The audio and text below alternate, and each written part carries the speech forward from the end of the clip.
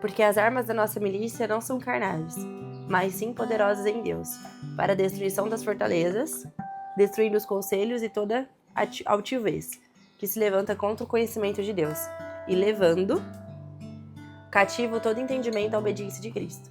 2 Coríntios 10, 4 e 5. Fala pessoal, tudo bem? Sejam bem-vindos a mais um vídeo, eu sou o Ti. Eu sou a Rafa. E ele é o Arthur. Estamos mais uma vez refletindo nesse livro maravilhoso aqui, Divinamente, um livro que nos ensina a pensar, a agir, a sentir como Cristo, um livro que ensina a gente a mudar a nossa mentalidade. E nós estamos aqui na segunda parte, né? Como realmente a gente pode ter a mente de Cristo, no capítulo 5, como destruir a mente velha e construir a mente nova. Quer tocar o violão, né, rapaz? Ó, tua mãe vai tocar Hoje violão. a gente vai trocar, pessoal. Eu já vou ler pra Rafa, que a Rafa tá recuperando a garganta. Se você é novo ou nova por aqui, já se inscreve. Se você já é de casa, já deixa o like. E não deixa de comentar se Deus falar contigo. Bora lá, então. A nossa mente é o complexo resultado de uma construção de caminhos, circuitos, que vão sendo construídos ao longo da nossa vida, a partir de uma programação genética. Essas estradas são construídas a partir da conexão de neurônios, as famosas sinapses, mediadas por neurotransmissores, a partir de estímulos elétricos.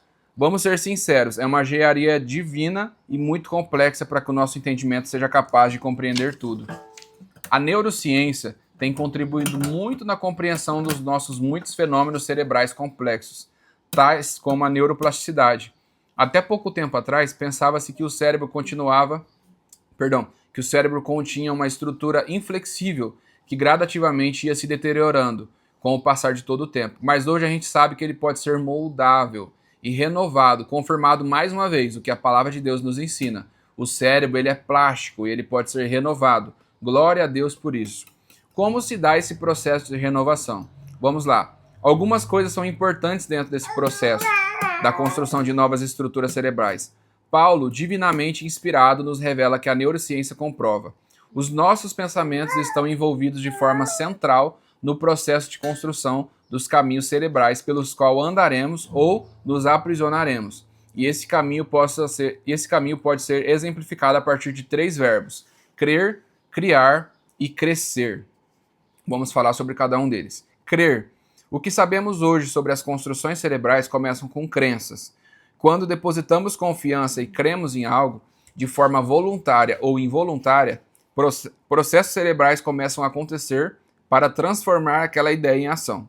Uma constatação científica é de que as nossas crenças moldam o nosso cérebro, e esse processo não depende essencialmente da vontade, mas definirá no que teremos vontade. E também grande parte das nossas emoções, não por acaso falamos tanto sobre as crenças centrais e nucleares, quando estamos tratando a mudança de mente.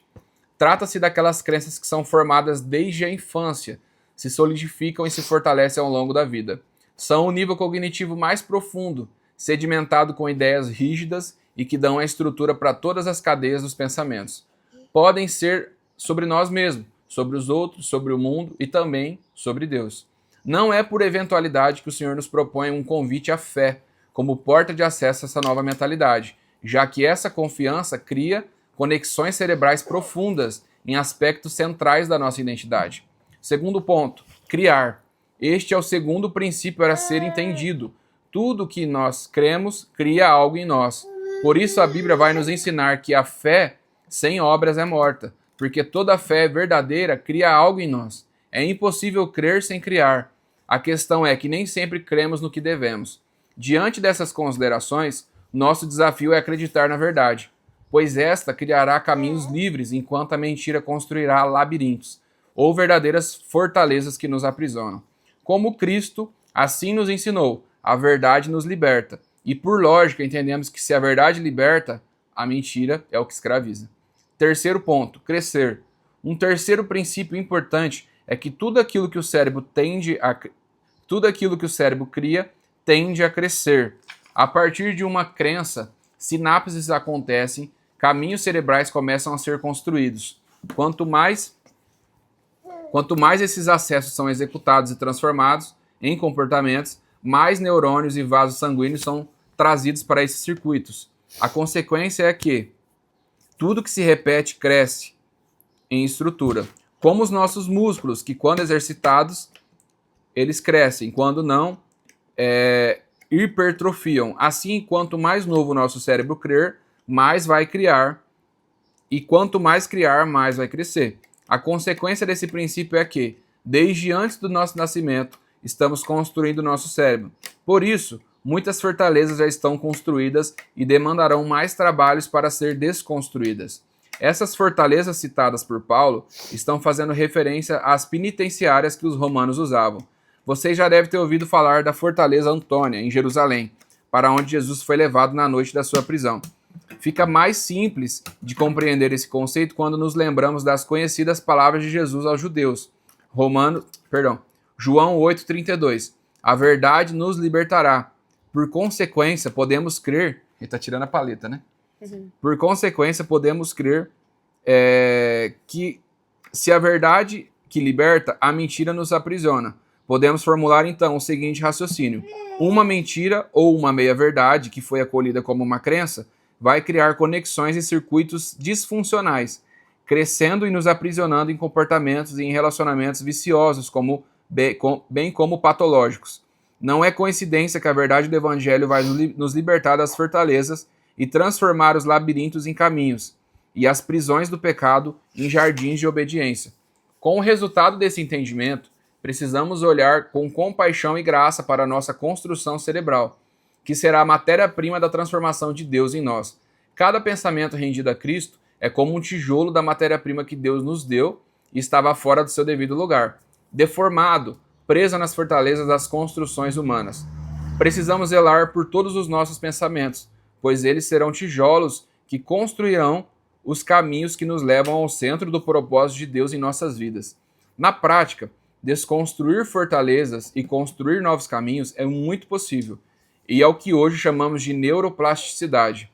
Não é rápido e nem simples. Se trata de um milagre operado pela graça, ao longo de toda a nossa jornada de redenção em Cristo Jesus. A partir do momento que cremos na verdade, que está em Cristo Jesus, levar cativo todo pensamento a Jesus não é aprisionar os pensamentos, mas sim libertá-los para que, preso a Cristo, essa ideia se torne uma semente. Assim, a nossa mente será o jardim que Deus fez para ser, e não uma prisão construída no deserto. A maioria dos nossos maus comportamentos e pecados mais difíceis de serem abandonados são construções cognitivas complexas em cima de mentiras que nós acreditamos. Portanto, renovar a mente é esse processo de transformação das mentiras em verdade, das prisões em jardins e das plantações da semente do Evangelho, a partir das plantações das sementes do Evangelho. No próximo capítulo, nós vamos conhecer mais sobre o propósito original de Deus para a nossa mente. Muito profundo, muita informação, né? Então, se for preciso, né, assista novamente. Eu achei muito interessante aqui que ele explica a neurociência de uma forma facilitada, né? Que a neurociência não é fácil de entender, né? E muito menos de explicar.